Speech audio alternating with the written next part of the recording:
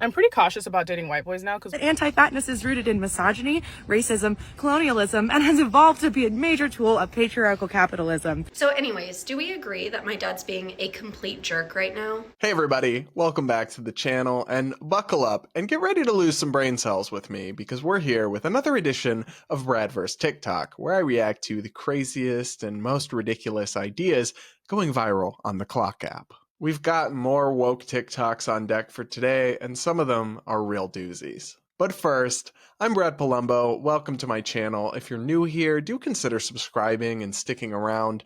I cover all the craziest things on the internet, in our politics, and in the LGBT community from a center-right, moderate perspective. And if you get a kick out of this video, don't forget to like and comment with your thoughts. Now, up first, a new edition of Everything is Racist. One really common expression that people don't know is racist is a piece of cake. It goes back to a plantation tradition in the mid-19th century where slave owners would make their slaves do an exaggerated dance called the cakewalk. Whichever couple danced the most gracefully won a cake, and this was considered easy, hence the expression a piece of cake. This is also why the noun cakewalk has the primary definition of an easy victory. After emancipation, both expressions spread because of minstrel shows like this where white people wore blackface and imitated the cakewalk. It seems like the expression piece of cake is probably not directly related to the expression easy as pie, which just referred to how easy it is to eat pie, but it very well could have influenced its development. It's also probably why we have the expression takes the cake. Some version of that phrase has existed since ancient Greece because cake has been used as a prize, but it was probably repopularized by the cakewalk. It's a little bizarre there's this overarching pattern of people forgetting that words are racist so quickly. People totally say stuff like master bedroom or quiet in the peanut gallery without thinking at all about their racist origin. It probably has to do with these words being passed down from generation to generation with no discussion of what they originally meant. And the United States in particular has all these immigrants who come in, learn new phrases, and don't know where they came from because nobody wants to tell them they're racist. So America as a society has this unique tendency to collectively forget uncomfortable etymologies. Maybe people forget the origins of these words because they don't matter. Seriously, I didn't even bother to fact check this and go look if it's true or not because I fundamentally don't think it matters. Who cares what the antecedent of a word is 300 years ago if the way it's actually used in modern life has no racist effect or impact whatsoever? Seriously, can you find me one black person in America today who has meaningfully been harmed by the use of the word master bedroom or the phrase cakewalk? I'll wait. I will wait. Go find me one single person whose life has been made worse because of the use of these phrases in their modern context. That's what I fundamentally don't understand about this entire subcategory of woke TikTok, where it's like they're combing through every possible thing in life they could, seeking to find racism wherever they can. They might think that that's a form of social justice, but I really don't think it is. I actually think it really is kind of insulting to black people in the sense that, like, does anyone really think African Americans are so fragile that the term cakewalk could negatively affect them? I don't. And two, it waters down the word racism and concern over racism when you could be using that limited capacity that people have to recognize and be concerned about a problem to talk about real issues that actually affect and hurt people. Maybe we should talk about the fact that white and black people use marijuana at similar rates, but black people are more likely to be arrested for it. But no. Instead, woke TikTok people would rather go dig up old archaic definitions and backstories for words to find racism in the past that has no bearing or meaning for the actual present. Up next, this complaint about late-stage capitalism made me laugh. Late-stage capitalism is when Spotify tell the business owners that if they pay Spotify to run their ads will have a wide audience reach. And then Spotify turn around and tell the same audience they can pay subscription fee to get rid of all the ads that Spotify get paid to push. So, am I the only one that's like missing the negative or bad part? Remember guys, late-stage capitalism is what socialists think is like the end phases or the final phases of capitalism where it reaches dystopian levels before society collapses. And you're telling me that the fact that Spotify allows people to access tons of songs and podcasts and entertainment for free and they just have to listen to commercials is late-stage capitalism to you?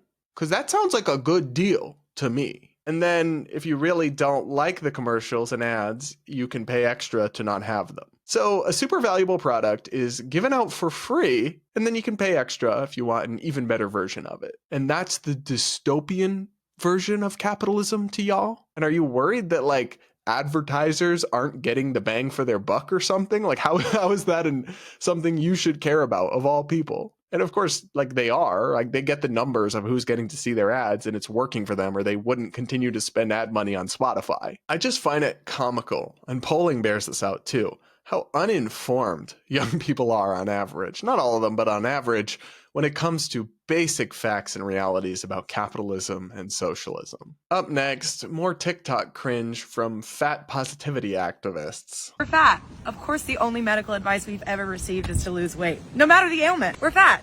Of course, we're gonna pull our shirts down over our knees to stretch them out a little bit. That's normal. We're fat.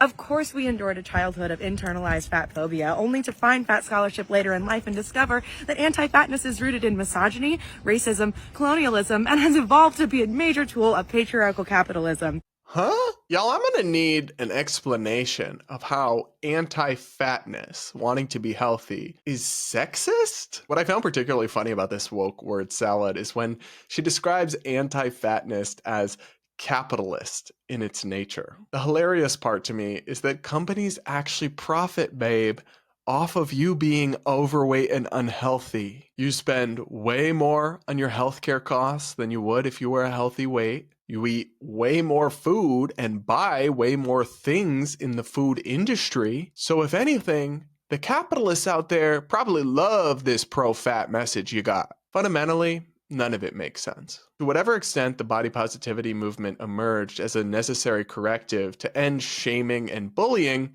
it's a good thing. But to the extreme extent it's gone far beyond that and become an attempt to celebrate, normalize, or glorify obesity, it's a deeply toxic, regressive, and even deadly movement. Up next, this TikToker explains why she avoids white men. I'm pretty cautious about dating white boys now because one time I dated a white boy and I told him that my parents weren't together and I wasn't raised with my father. So he sent me a song about this girl whose mother was addicted to drugs and her father was a drug dealer and he was committing all these crimes in the street and the girl was in the house constantly crying and just so sad about being alone. And he said that it reminded him of me. I was confused because I don't know what about me growing up in suburban Orlando with a mother who's an ordained minister made him think that. I mean, we know what made him think that. Anyway, so that's why I mostly date people of color. So it does sound like this guy was at least clumsy or insensitive to her in a racial way, and that sucks. That's like not good. But the thing that stuck out to me about this is the demonization of an entire group because of the actions of one individual. Now look, date whoever you want. Like, I actually think it's okay to have racial dating preferences. But the reasoning behind this particular one is kind of discriminatory. Like, imagine if somebody said, I was robbed by a black man once, so now whenever I see a black man, I cross the street. We would all agree that that's racist because it's wrong to hold the actions of one member of a group against an entire group of people who did nothing wrong. But when you do it to white people, it's progressive? You're gonna have to make that one make sense, babe. Up next, this TikToker is very upset that her dad won't pay for her wedding and wants to know what our opinion is. My dad just decided he's not going to pay for my wedding anymore.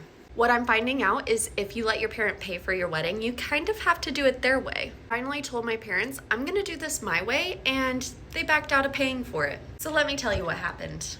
I have to give credit where credit is due. My parents raised me to be an independent thinker. And as an independent thinker, I've decided we're not gonna do every single wedding tradition at my wedding. And that's where the fight comes in with my dad. It's the year 2023. Women are not property anymore, which is why I decided I will be walking myself down the aisle.